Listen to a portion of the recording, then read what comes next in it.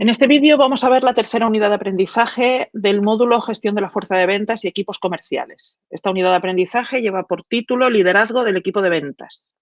Y de lo que vamos a hablar es de cómo la persona que coordina el equipo de ventas, que normalmente llamamos jefe, debe cambiar el rol de jefe por el de líder, porque, como veremos a continuación, no es lo mismo, no tienen por qué coincidir. Y para eso me gusta empezar con una frase, en este caso es de la que fue presidenta de la India, Benazir Bhutto. En última instancia, el liderazgo es la fortaleza de las propias convicciones, la capacidad de soportar los golpes y la energía para promover una idea, es decir, la capacidad de hacer que una idea sea compartida por otras personas. ¿En qué se basa el liderazgo o en qué consiste de facto en una organización? Bueno, pues como vemos aquí, el liderazgo consiste en conseguir que los recursos humanos, las personas que forman parte de la organización, canalicen sus actitudes, sus aptitudes, sus habilidades, sus conocimientos, es decir, todas sus capacidades en un único camino que es el de conseguir los objetivos estratégicos de la propia organización. Entonces, el liderazgo es marcar un camino y conseguir que las personas decidan seguir ese camino. Esto es importante que lo tengamos claro. No es ordenar a las personas que sigan un camino, sino conseguir que las personas sigan un camino. Es un matiz muy importante. El liderazgo también se incardina o coincide con la cultura que tenga la empresa. La cultura es el conjunto de atributos, intereses, las creencias, las formas de trabajar que en el seno de una organización están asumidas por todas las personas que forman parte de ella. Entonces, a veces hay personas que se sienten como que no encajan a lo mejor en la cultura de la empresa. Pero si la empresa no tiene una cultura que favorezca un liderazgo positivo, sino que favorece, ahora lo veremos algún ejemplo, otros tipos de liderazgo, pues lógicamente puede ocurrir que la percepción de las personas que forman parte de la organización sea que la empresa dice unas cosas, pero hace otras. Esto es muy importante, conseguir que la propia empresa ejecute o cumpla en sus directrices, en sus procedimientos, en sus comunicaciones, lo que dice que quiere. ¿Qué tipo de culturas podemos esperar en una organización? Bueno, pues existen fundamentalmente dos actitudes organizacionales, la de las empresas líderes y la de las empresas seguidoras. Las empresas líderes, el mercado nos dice y la experiencia nos muestra que son empresas donde se promueve la innovación, donde se promueve el trabajo en equipo y donde se promueve, muy importante, la orientación al cliente. Empresas líderes son aquellas que marcan tendencia. Ya hemos visto en otras ocasiones que la empresa líder es la que es capaz de hacer crecer el mercado y es capaz de decirle al mercado lo que tiene que hacer. Es decir, las empresas seguidoras, que son las que no son líderes, hacen lo que hacen las empresas líderes. Son empresas normalmente que procuran minimizar el riesgo, por tanto su capacidad de innovación es menor. Se utiliza mucho lo que es el apoyo a la dirección, es decir, son empresas jerarquizadas, empresas donde se prefiere hacer lo que se manda que generar unos equipos que sean capaces de autogestionarse. Y además son empresas muy orientadas a presupuestos, más que al cliente. Es decir, son empresas donde pues, el beneficio, la reducción de costes, etcétera, se convierten en factores determinantes. Lógicamente, los estilos de liderazgo que se promuevan en las empresas líderes serán distintos que los estilos de liderazgo que se promueven en las empresas seguidoras. Vamos a ver qué tipos de culturas también puede haber en la empresa. Las culturas o qué factores inciden en la cultura. Los factores que inciden en la cultura empresarial pueden ser de tres tipos, que no son independientes entre sí. Esto también es importante. Factores externos. Los factores externos son los factores relativos al entorno, al macroentorno en el que en el que se sitúa la empresa. Es decir, las empresas se mueven en unas situaciones, en un entorno geográfico, en un entorno geopolítico, en un entorno temporal. No cabe duda que la cultura del del tiempo en que a la empresa le toca en un momento dado desarrollarse, pues puede ser distinta que lo que le ocurría en el pasado. Entonces, los factores externos influyen en la cultura empresarial y entendemos por factores externos lo que estaba diciendo, la situación política, la situación económica, la situación sociocultural. Lógicamente, no es igual la cultura empresarial en un país con un régimen dictatorial que en un país con un régimen democrático.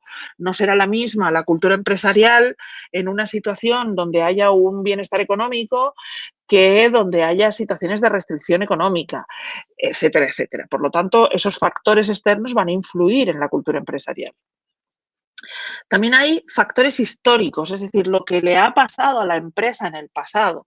Los factores históricos tienen que ver con, pues, liderazgos pasados, condiciones pasadas, si en el pasado se han producido, por ejemplo, crisis, si determinadas situaciones han tenido éxito para la empresa y otras han tenido consecuencias de fracaso, pues la cultura procurará reproducir aquellas cuestiones que en su momento proporcionaron éxito a la organización. Y en cuanto a los factores internos, tienen que ver con las propias creencias de las personas, por los perfiles humanos que forman parte de la organización, no cabe duda. No es solo que la cultura empresarial sea permeable y haga que las personas se comporten de una determinada manera, sino que las características de las personas que forman parte de la organización también influyen en su cultura, muy especialmente las personas que están en la alta dirección.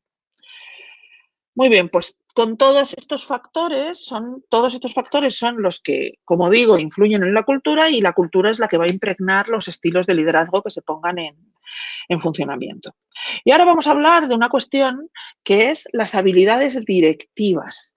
Es decir, son las habilidades que son necesarias para dirigir equipos, para que los equipos funcionen de forma coordinada y que funcionen de forma organizada y que persigan adecuadamente o que se desempeñen adecuadamente para conseguir los objetivos de la organización. ¿Qué habilidades son estas? Bueno, aquí tenemos una lista muy exhaustiva que podéis ver. Algunas que pueden resultar un poco extrañas. Por ejemplo, el autoconocimiento.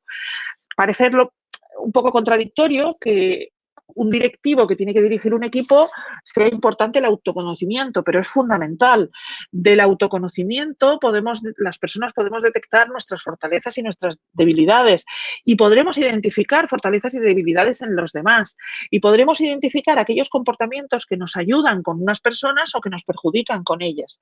Al final es muy importante que para gestionar el equipo, vemos aquí gestión del equipo, para gestionar el equipo seamos capaces de distinguir aquellas cosas o aquellos comportamientos que favorecen la comunicación, que favorecen que unas personas se desarrollen más que otras, que invitan a unas personas a ser más eficaces o más eficientes o que pueden causar en otras pues comportamientos negativos o de alejarse de los objetivos del grupo. Entonces, otras habilidades directivas importantes que parecen más obvias, pues el conocimiento del negocio, importantísimo, la comunicación, por supuesto la inteligencia emocional y social, entendiendo por inteligencia emocional y social, lo veremos un poco más adelante, el comportamiento asertivo, ser capaz de captar información, ser capaz de darnos cuenta de qué está pasando a nuestro alrededor, en los clientes, en otros departamentos de la organización, en el exterior de la organización, etcétera. Es decir, las habilidades directivas son complejas, son complementarias entre sí y al final lo que persiguen es una correcta gestión del equipo de trabajo. Pero veamos que una cosa son las capacidades directivas y otra cosa es el estilo de liderazgo. Esto es importante distinguirlo. La jefatura es impuesta. Uno ocupa un puesto de jefe y, por lo tanto, eso le da la condición de jefe.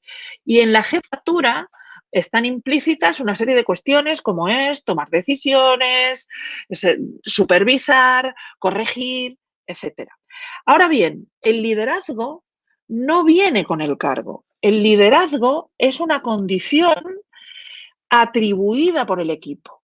Las personas son líderes porque el equipo decide que esas personas tienen una serie de características y por lo tanto están dispuestos a seguirlas. Es decir, al jefe se le obedece, al líder se le sigue. Son dos condiciones, digamos, diferentes. Es verdad que a los líderes también se les obedece en circunstancias en las que el líder o la líder pues tiene que, entre comillas, mandar. Es decir, no es incompatible, el liderazgo no es incompatible con la jerarquía, pero es muy importante distinguir. El jefe está ahí, nos lo han impuesto y por lo tanto le atribuimos una serie atribuimos una serie de expectativas a su comportamiento por el puesto que ocupa. El líder es aquella persona a la que seguimos porque hemos decidido seguirla. La situación ideal en una organización, que los jefes se conviertan en líderes. Cada vez más las empresas dan formación y promueven el desarrollo profesional de las personas que están en puestos directivos para que adquieran habilidades de liderazgo, porque las habilidades de liderazgo son muchísimo mejor admitidas por los equipos, por lo que acabo de decir, que las habilidades directivas. Se pueden tener magníficas habilidades directivas y aún así no conseguir ese perfil de líder que el equipo va a reconocer. Entonces, dentro de esas habilidades directivas que todo líder debe tener, además hay unas habilidades adicionales que se relacionan con los estilos de liderazgo. Y aquí vemos los 5 diferentes estilos de liderazgo y a continuación veremos incluso otra distribución un poco diferente. El liderazgo directivo es ese liderazgo que se relaciona con las actitudes del jefe. En el liderazgo directivo da órdenes, dice lo que hay que hacer, muchas veces incluso dice cómo hay que hacer las cosas. Es decir, el liderazgo directivo es un liderazgo basado en la posición de jefatura, en la posición de mando. El liderazgo participativo es un liderazgo que se basa en dar voz al equipo. La persona que ejerce el liderazgo lo que hace es proporciona al equipo la posibilidad de ser escuchado de alguna manera, incluso no solo de ser escuchado, sino incluso de intervenir en las decisiones. Es decir, yo reúno al equipo, le planteo un problema o una situación que tenemos que resolver, el equipo participa, me da inputs y yo utilizo esos inputs. Es decir, yo utilizo esa participación del equipo para tomar las decisiones y lo hago, como su propio nombre dice, partícipe de las decisiones. No es reúno a las personas, las escucho y luego hago lo que quiero. Eso no es el liderazgo participativo, eso tiene más que ver con el liderazgo directivo. ¿Qué es el liderazgo delegativo? El liderazgo delegativo va un paso más. Es un liderazgo que se basa en dejar hacer. Laissez-faire quiere decir dejar hacer. No solo permito que las personas participen en las decisiones, sino que en muchas ocasiones les doy opción a que resuelvan. Es aquel jefe que te dice, o al que le vas con un problema, oye, mira, tengo este problema, y le pregunta, ¿tú qué harías? Pues yo creo que deberíamos hacernos, Muy bien, pues hazlo y cuéntame cómo va. Es decir, no solo escucho y tomo la decisión o digo lo que hay que hacer, sino que escucho y dejo hacer. O a veces dejo hacer incluso antes de escuchar. Quiero decir con esto, no que no se escuche, sino que no hace falta que me cuentes lo que vas a hacer. Hazlo. Me fío de tu criterio. Eso es lo que se llama el liderazgo delegativo. Tenemos otro nivel que es el liderazgo transformacional. El liderazgo transformacional va incluso todavía un paso más allá. El liderazgo transformacional es aquel que permite al equipo cambiar las cosas. Normalmente el liderazgo transformacional, que suele estar más asociado a la alta dirección, tiene que ver con aquellas personas que son capaces de cambiar la realidad que les rodea y ayudan al equipo a que sea capaz de aprender a cambiar la realidad que les rodea. No se basa solo en hacer lo que hay que hacer, sino incluso a veces plantearse pues a veces no hay que hacer lo que se venía haciendo o no hay que hacer lo que creíamos que hay que hacer, sino que la realidad es cambiante y nosotros lo que vamos a hacer es transformar la organización y transformar las cosas para conseguir una realidad distinta. Y finalmente, el liderazgo transaccional es un liderazgo que en realidad se parece en parte al liderazgo directivo participativo, porque es un liderazgo en el que se utiliza la negociación. El liderazgo transaccional es, pues si tú me pides algo, o sea, que el equipo tiene que aprender a que a veces da unas cosas y a cambio recibe otras. Entonces, el liderazgo transaccional lo que busca es eso, es, pues si me pides determinadas delegaciones, pues a cambio yo te pido una cierta responsabilidad.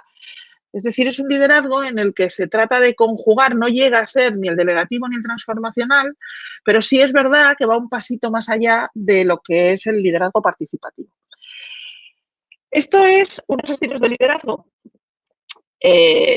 definidos de esta manera, están muy extendidos, pero a mí me gusta también mencionar a Goleman. Goleman es el padre de la inteligencia emocional y él define también unos estilos de liderazgo. Veréis que se parecen un poco a los 5 que acabamos de ver, pero tienen quizá una definición que a mí me gusta más, porque además, según Goleman, lo veremos después, no existen personas o no es frecuente que las personas ejerzan un tipo de liderazgo solamente.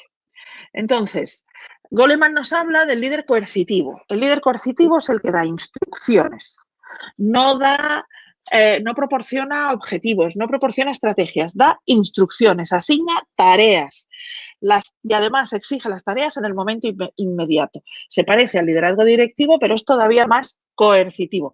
Coercitivo quiere decir que va más allá. No solo te digo lo que tienes que hacer, cuándo y cómo lo tienes que hacer, sino que de alguna manera hay una amenaza subyacente de, y si no lo haces, esto va a tener consecuencias negativas para ti. Eso es la coerción. La coerción es, tienes que hacer esto y si no lo haces, pues podrás recibir un castigo. Luego está también está el líder visionario orientativo. El líder visionario orientativo se parece se parece un poco al liderazgo transformador, aunque no es exactamente igual. El líder visionario motiva a través de una visión. Es capaz de transmitir al equipo a dónde quiere llegar.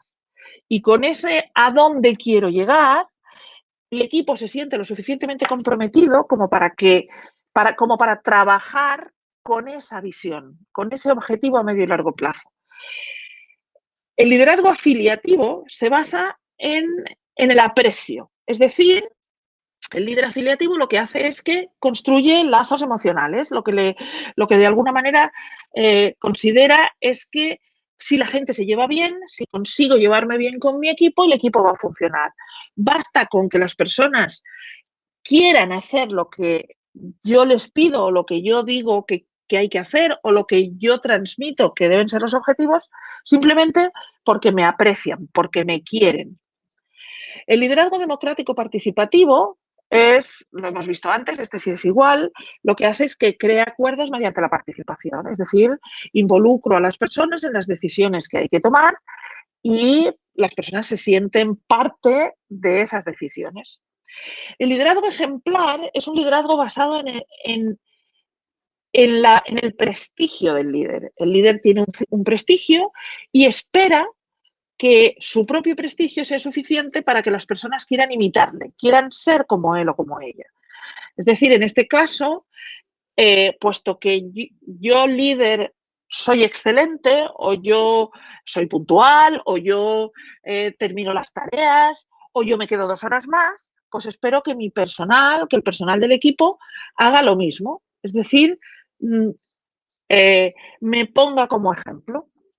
Finalmente, tenemos lo que sería otra de las partes, otro de los estilos de liderazgo que podría parecerse al liderazgo transformador, es el líder coach o capacitador.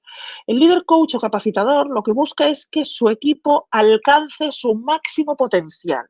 Es decir, que cada una de las personas del equipo desarrolle su máximo potencial. Esto es importante y es diferente del liderazgo ejemplar. En el liderazgo ejemplar, de alguna manera, yo espero que todo el mundo llegue a mis cotas de rendimiento. En el liderazgo capacitador, yo ayudo a las personas a que lleguen a sus máximas cotas de rendimiento. Algunas de esas personas tendrán cotas de rendimiento inferiores a las mías, Otras tendrán cotas de rendimiento similares a las mías, pero seguro que hay personas que tienen cotas de rendimiento superiores a las mías. Es decir, el liderazgo capacitador es un liderazgo que está preparado para que las personas sean capaces de llegar más lejos, que es algo así, algo parecido a lo que pasa con los entrenadores deportivos. Muchos de los entrenadores deportivos, de los grandes deportistas de élite, han sido a su vez deportistas de élite, pero de alguna manera esperan que sus pupilos sean capaces de llegar incluso más lejos de donde ellos llegaron.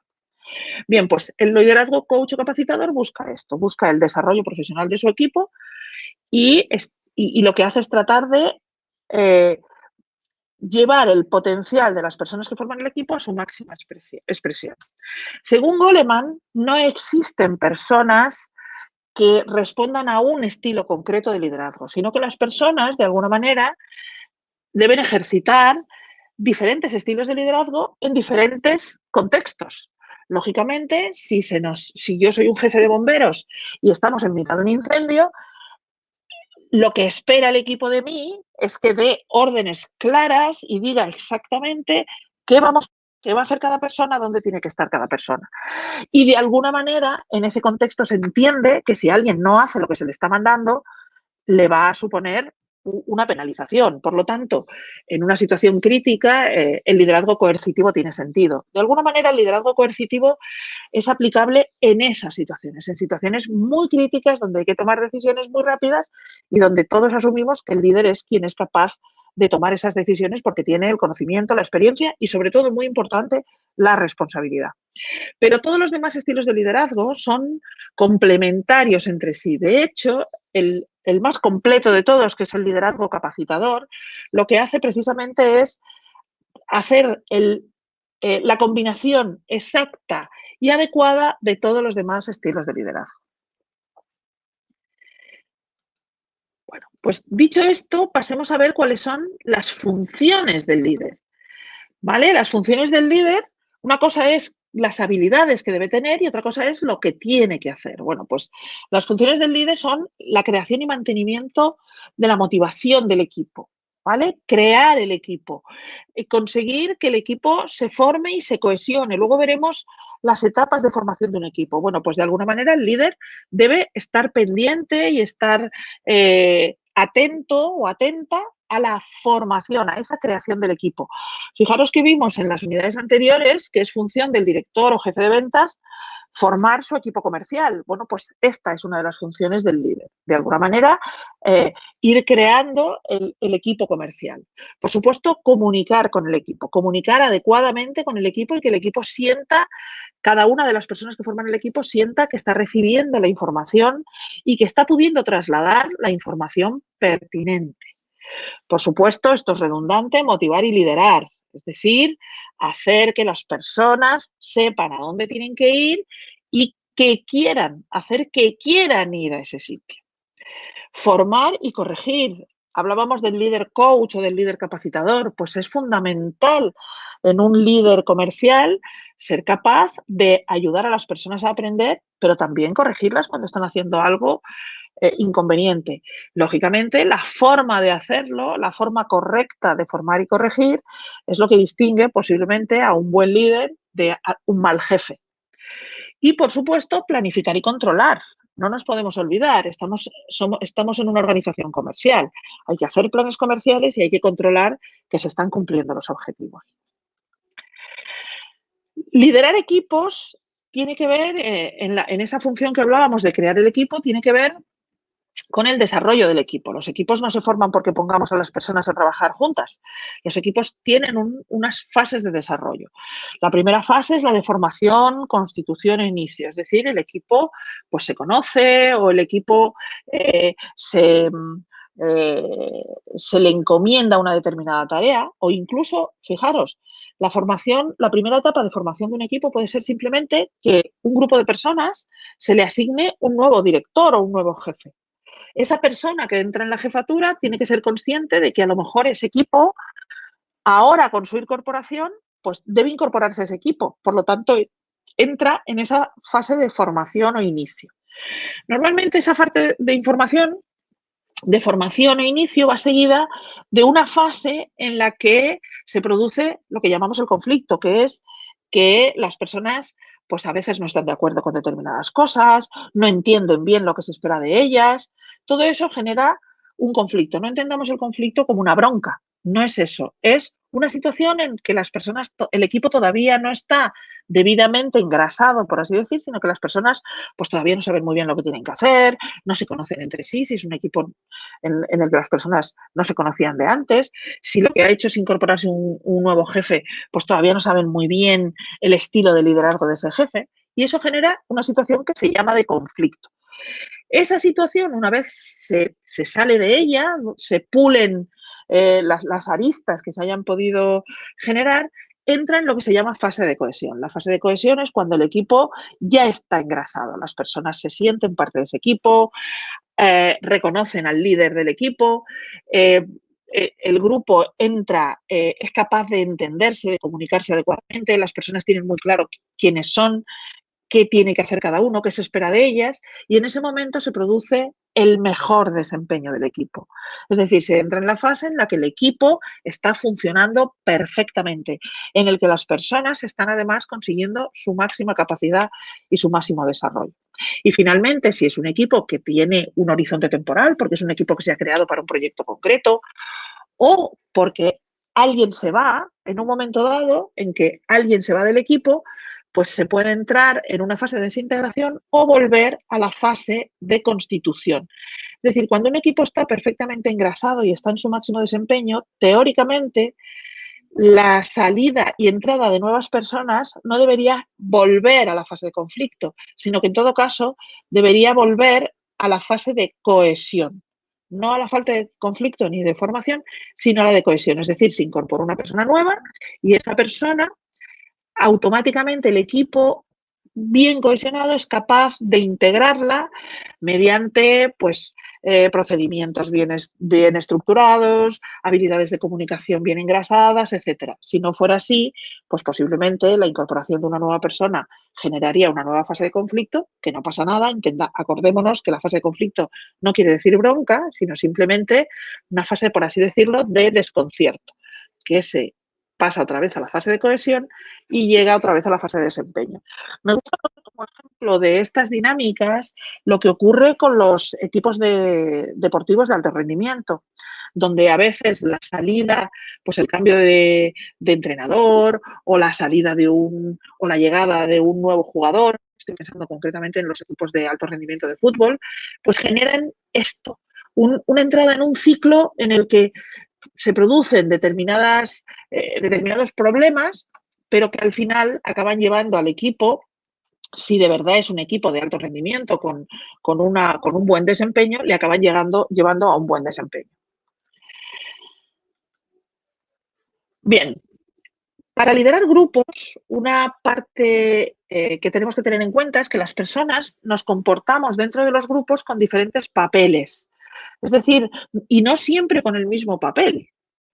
Es decir, cuando formamos parte de un grupo, que eso nos pasa con mucha frecuencia, pues formamos parte del grupo de clase, formamos parte de un grupo de amigos, del grupo familiar, de la comunidad de vecinos, del grupo de padres de alumnos.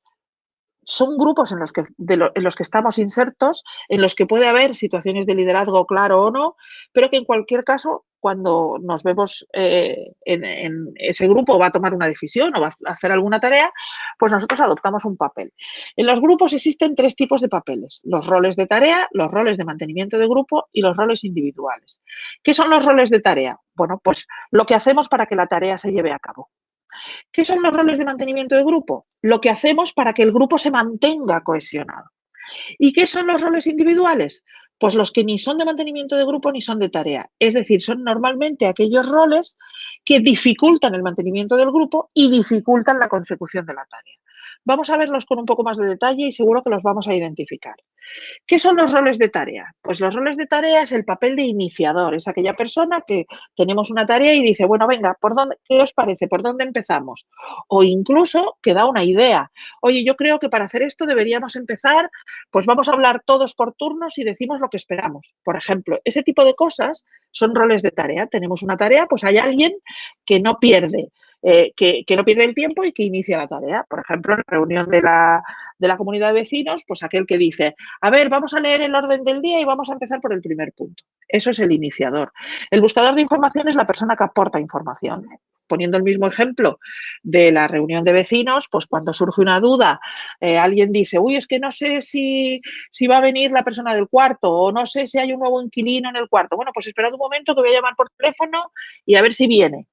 ¿Vale? Eso es la búsqueda de información. La búsqueda de opiniones es lo mismo. Es aquella persona que invita a que las personas opinen. El informador es alguien que tiene información pues, por su cualificación, etcétera. ¿Quién hace de información en las reuniones de vecinos? Pues o el presidente o el secretario o la secretaria, o si hay un administrador externo, pues esta persona que ejerce la administración, etcétera. Un coordinador, el papel coordinador es el de aquella persona que recopila lo que se está haciendo y es capaz de coordinar para que nadie se vaya por las ramas, para que el trabajo vaya en la misma línea, para que se cumplan los objetivos. El papel evaluador es darnos cuenta de que lo estamos haciendo bien. Es decir, estas tareas que hemos hecho van en la línea de lo que estamos haciendo, es decir, vamos por buen camino. El impulsor es aquella persona que cuando decae actividad, cuando pues nos distraemos o cuando llevamos un tiempo sin hacer la actividad o se ve que las personas están ocupándose de otras cosas y han abandonado la tarea, pues es capaz de darle un nuevo impulso. Y el papel registrador es la persona que hace el acta. Es la persona que lleva el registro de lo que está pasando. Muchas veces el papel registrador, pues desde luego en las asociaciones de vecinos está claro, es la persona que ocupa la secretaría, o sí, a veces la presidencia si no hay una secretaría, pero en las reuniones, por ejemplo, de ventas, pensando ahora en los equipos de ventas, pues siempre hay alguien que toma nota o a veces es la propia persona que ejerce la jefatura, el propio líder del equipo, quien toma las notas y luego pues es capaz de pasar un correo electrónico con un resumen de la reunión. Dentro de los roles de mantenimiento de grupo tenemos el papel reforzador. El papel reforzador es aquella persona que está reforzando al grupo, que está diciéndole a las personas, tanto individualmente como en conjunto, esto va bien, lo estamos haciendo bien, venga, no decaigamos, oye, qué bueno este informe que nos has hecho, oye, démosle las gracias a esta persona que ha preparado una presentación estupenda, etcétera, etcétera. Eso es el papel de refuerzo. La armonización va un paso más allá. No es reforzar, sino mantener las buenas relaciones en el equipo. Es decir, es aquella persona que cuando se detecta una fricción, cuando hay un malentendido, pues siempre está ahí o está ahí para quitar hierro al asunto. A ver, espera, vamos a sentarnos, vamos a hablar, vamos a que esto no se nos vaya de las manos, no entremos en asuntos personales. Ese tipo de frases son las frases del papel armonizador. Abridor de puertas es un papel que desempeña a alguien que está que normalmente lo que hace es buscar soluciones externas. Es decir, cuando a veces el grupo pues entra en esas fases de que a lo mejor puede haber un conflicto, que se prevé una situación complicada, una persona que a lo mejor tiene un problema y no puede asistir a las reuniones, este tipo de cosas, pues es capaz de abrir puertas, es decir, es capaz de obtener soluciones distintas de lo que hacíamos habitualmente.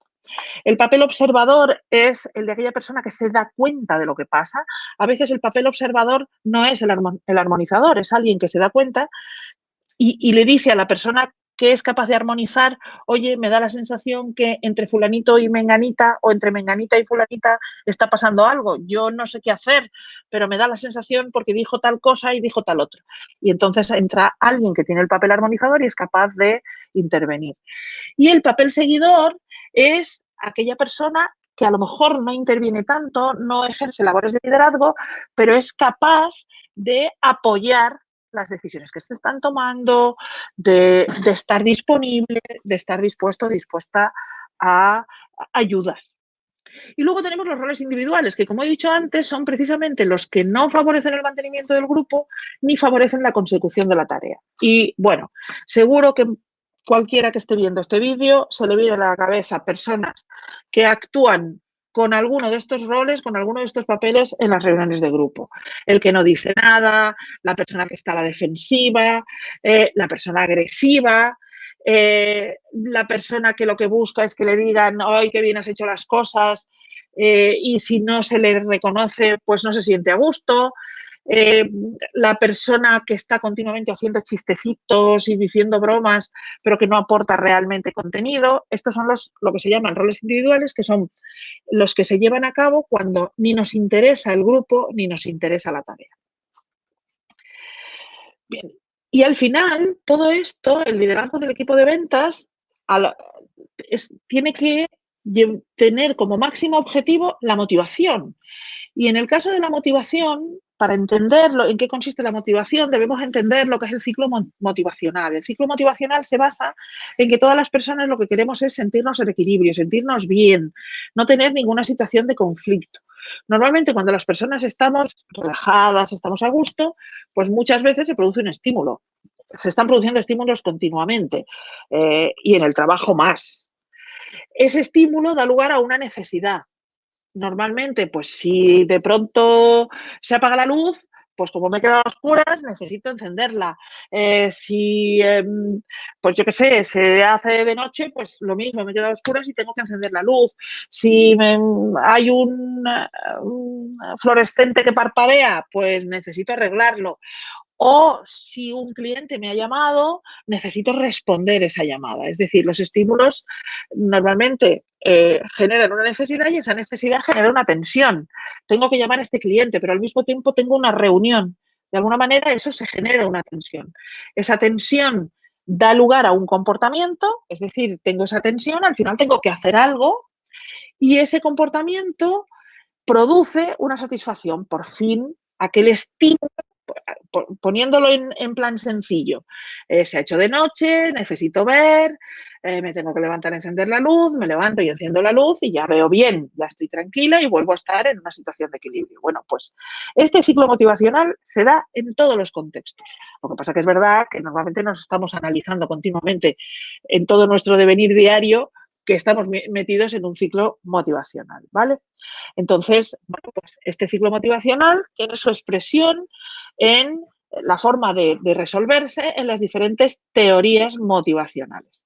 Una de las más conocidas es la pirámide de Maslow. La pirámide de Maslow, pasaré rápido porque es, ya digo, súper conocida y hemos hablado de ella en este curso, se basa en que las necesidades de las personas tienen una jerarquía y de alguna manera hasta que las necesidades de los niveles bajos no están satisfechas, pues difícilmente vamos a apreciar aquellos logros en necesidades superiores. De alguna manera, las personas tenemos unas necesidades básicas llamadas fisiológicas, pues la necesidad de comer, incluso la necesidad de vestirnos, etcétera.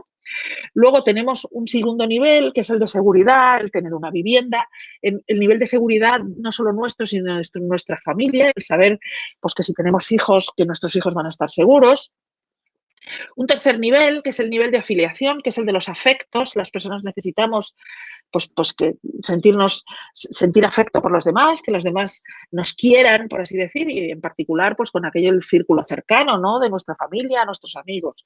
Más allá, necesitamos reconocimiento. Reconocimiento es no solo que nos aprecien, sino que se valoren nuestros logros.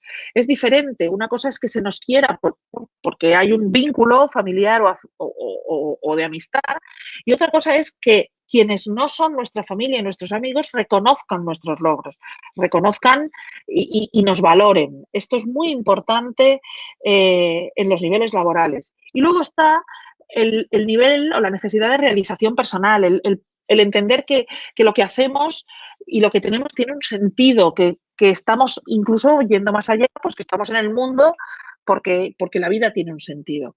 Desde un punto de vista laboral, pues lógicamente un salario mínimo, por así decir, un salario básico, satisfaría nuestras necesidades fisiológicas. Un salario un poco más alto o unas comisiones o una remuneración un poco superior o, por ejemplo, remuneración en especie como un seguro o incluso la utilización de vehículo o una ayuda para vivienda, nos proporciona seguridad. el sentirnos a gusto con nuestros compañeros de trabajo estaría dentro de la afiliación. El que nuestra empresa nos reconozca mediante algún premio o con un reconocimiento explícito de nuestros superiores forma parte del reconocimiento, es decir, que se valore el trabajo que estamos haciendo. Y por último, el que ese trabajo que hacemos nos dé una sensación de sentido. Esto es muy importante porque lo que le da sentido a nuestra vida es muy individual. Y todos estos escalones son diferentes para las diferentes personas. Es verdad que hay unos elementos generales. Lógicamente, en la necesidad de comer, de vestirnos, etcétera, pues es genérica de los seres humanos. Pero lo que nos da seguridad es diferente. No es lo mismo que tengamos hijos que no los tengamos. Hay personas que necesitan tener una vivienda en propiedad y otras que no les importa estar de alquiler. Hay unas personas que necesitan saber que no van a cambiar de domicilio en mucho tiempo y sin embargo hay otras que les gusta cambiar de domicilio y que lo que les gustaría es tener la seguridad de que si en un momento dado quieren mudarse a otro sitio, a lo mejor volver a su lugar de origen lo pueden hacer. Por lo tanto, la pirámide de Maslow es una referencia interesante, pero tengamos en cuenta que personas distintas podemos materializar estas necesidades de forma diferente. Otra teoría motivacional es los factores de McClellan. Los factores de McClellan lo que dicen es las personas nos motivan tres cosas. El poder, es decir, las personas actuamos buscando poder. El poder es tener la capacidad de tomar decisiones que afecten a otros. Otro factor de motivación es la afiliación, es decir, las personas actuamos para que nos quieran, para que las personas nos aprecien, para estar a gusto con otras personas. Y finalmente, el tercer factor, según McClellan, es el logro. Es decir, las personas actuamos porque nos ponemos retos a nosotros mismos y queremos conseguir esos retos. O bien porque lo que los demás nos piden, nos lo tomamos como un desafío y lo que nos motiva es llegar al límite de nuestras capacidades. Bien, ¿por qué aparecen estas flechas? Bueno, pues porque lógicamente no existen personas que solo tengan orientación al logro o que solo se dejen llevar por la afiliación o que solo tengan orientación de poder. Las personas tenemos los tres tipos de motivación. Lo que sí es verdad es que un buen líder debe ser capaz de identificar en su equipo cuál es el factor predominante en cada una de las personas que lo forman. Porque lo que sí es verdad es que en general hay factores predominantes. También es verdad que que las personas que las personas a veces se dedican a profesiones distintas dependiendo del factor que más predomina en ellos. Por ejemplo, ahora pensemos en personas que se dedican al cuidado de otras personas, gente que le gusta cuidar niños, que trabaja cuidando a personas ancianas, en el mundo de la sanidad. Pues es muy probable que esas personas tengan un alto nivel de afiliación, la afiliación, la necesidad de afiliación sea muy fuerte en estas personas. Las personas que se dedican a deportes individuales, pues a las carreras, pues posiblemente tengan fuerte orientación al logro. Pues una persona, pues yo qué sé, estoy pensando en Usain Bolt, una persona que es verdad que le conocemos, que es una persona con alto nivel de afiliación, pero ser capaz de entrenarte para conseguir un logro en solitario y conseguir medallas olímpicas en un deporte, pues debes tener una orientación al logro tremenda. Porque si no tuvieras esta orientación al logro, posiblemente en cualquier momento dirías, ¿qué necesidad tengo de esforzarme tanto? Y luego, la orientación al poder, a tomar decisiones en nombre de otros. Pues es muy posible que las personas que se dedican a la política o las personas incluso que tienen importantes proyecciones en las empresas, importante proyección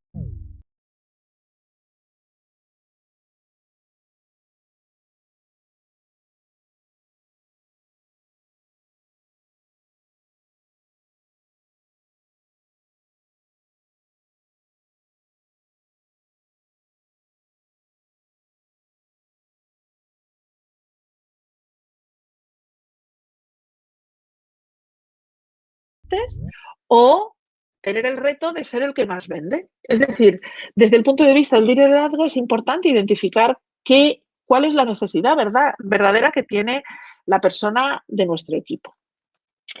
Otros factores son los factores de Herzberg. Los factores de Herzberg, Herzberg lo que dice es que en realidad solo existen dos factores. Los factores de satisfacer mis necesidades de salario, mis necesidades materiales, por así decir, y conseguir hacer lo que tengo que hacer. Son las dos necesidades. Hay personas que sucumben, por así decir, a los factores externos, que lo que les motiva es el sueldo, la seguridad, las relaciones personales, pero hay personas que se motivan porque lo que les gusta es hacer lo que hay que hacer. Fijaros que en esto, de alguna manera, en el factor motivador, estamos hablando del logro. Aquí tenéis la palabra, ¿no?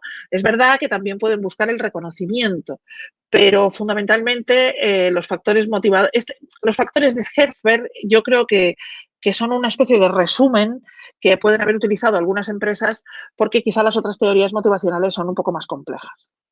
Y finalmente tenemos la teoría motivacional X e Y de McGregor. Esta teoría se basa en que existen, digamos, dos perfiles de líderes. En este caso no tiene que ver tanto con las personas del equipo, sino con el liderazgo. Los líderes que creen en la teoría X o que aplican la teoría X creen que los trabajadores son pesimistas, estáticos, que no quieren trabajar, que son vagos y que se van a resistir a hacer las cosas y que, por lo tanto, para alcanzar los objetivos se debe presionar, controlar, dirigir, etcétera. Sin embargo, el líder que aplica la teoría I cree que las personas disfrutan de su trabajo, que lo que quieren es hacer su trabajo bien, que las personas pasan mucho tiempo en su puesto de trabajo y por lo tanto lo que pretenden es hacerlo de una manera satisfactoria. Las personas que aplican la teoría I consideran que lo que hay que hacer es dar a las personas trabajadoras pues unos entornos laborales amigables donde puedan desarrollar todo su potencial.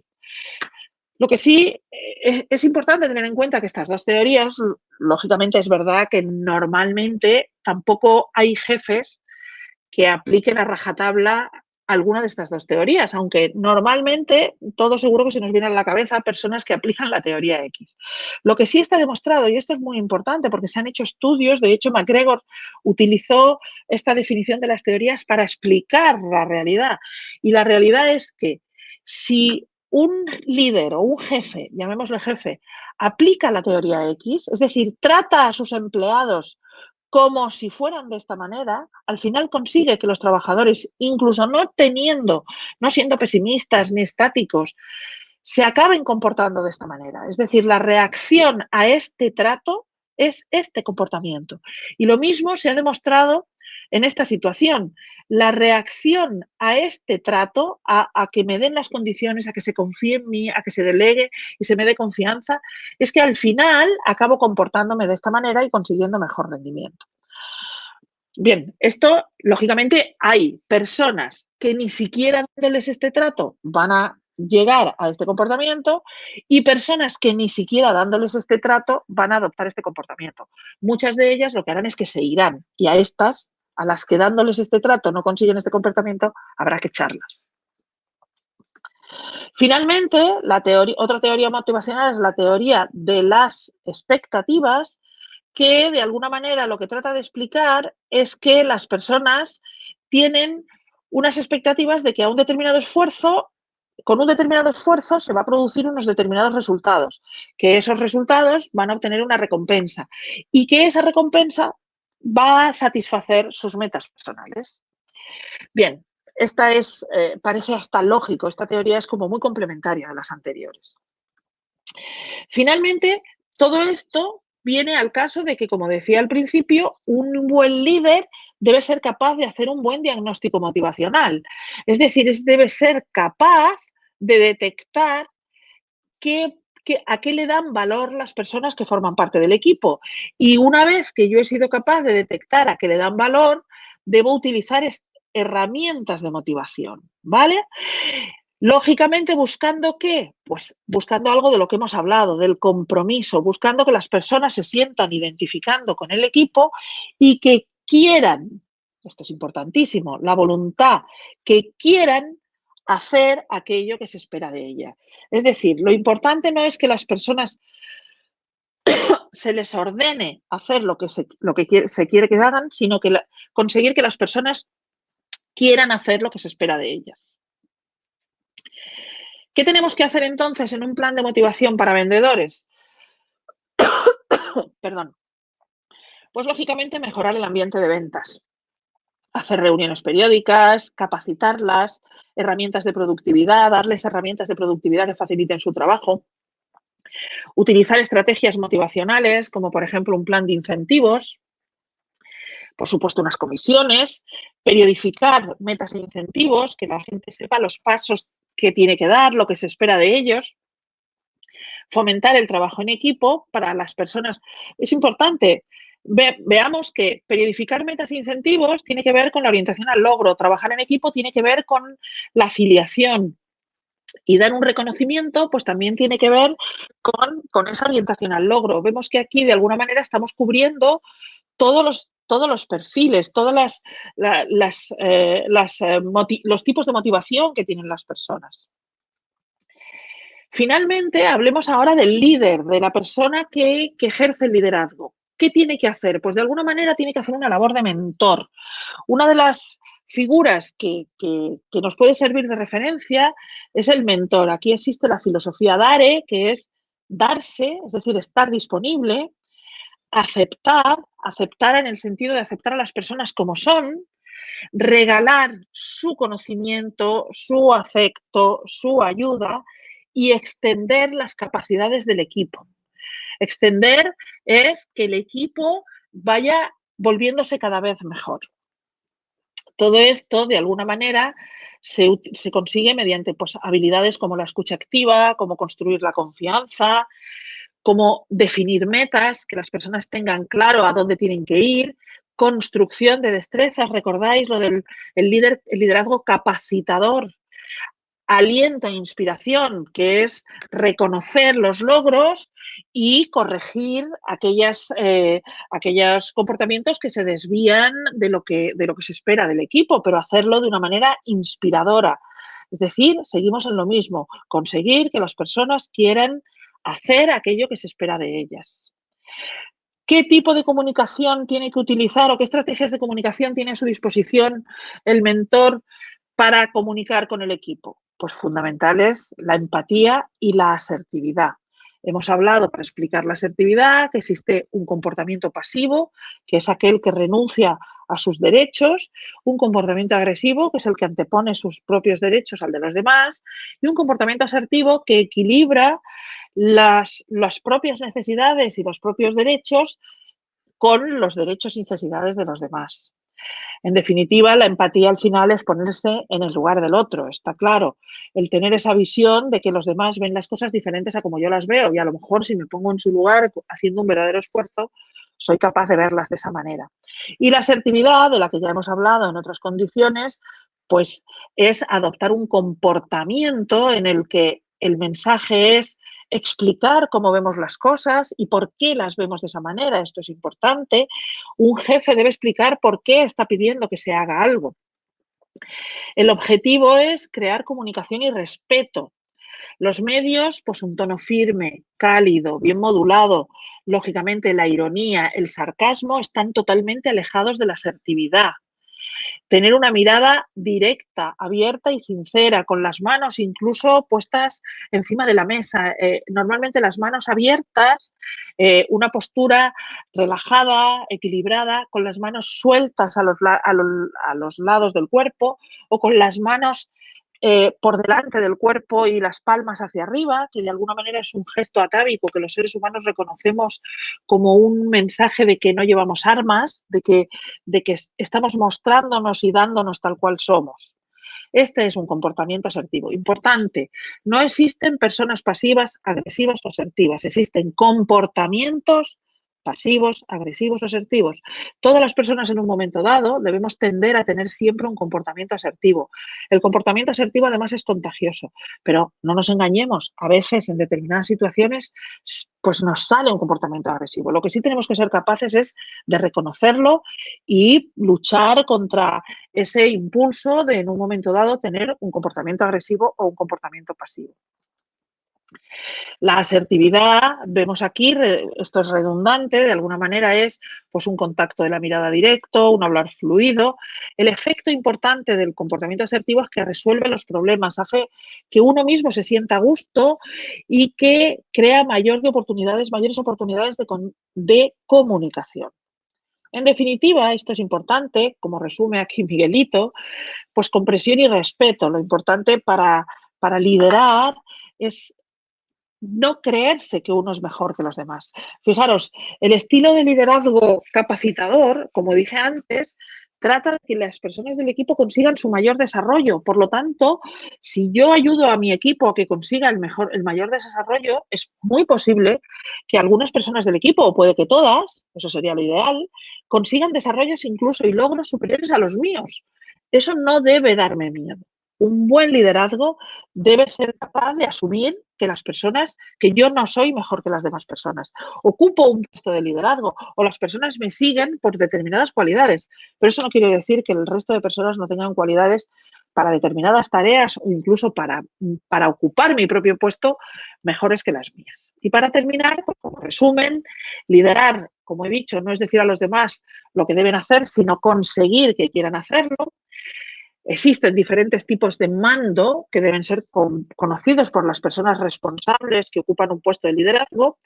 El liderazgo no es una característica intrínseca, sino que es atribuida por los demás. Y es más, diferentes circunstancias pueden hacer que el equipo atribuya el liderazgo a diferentes personas según sus capacidades, en tanto que las personas sienten que el líder es capaz de darnos los mejores resultados en un momento dado. Y una función clave del líder es motivar al equipo conociendo bien para saber qué es lo que motiva a cada integrante y potenciar. Muy bien, y aquí terminamos y seguiremos hablando de aspectos relacionados con la gestión del equipo en futuros vídeos.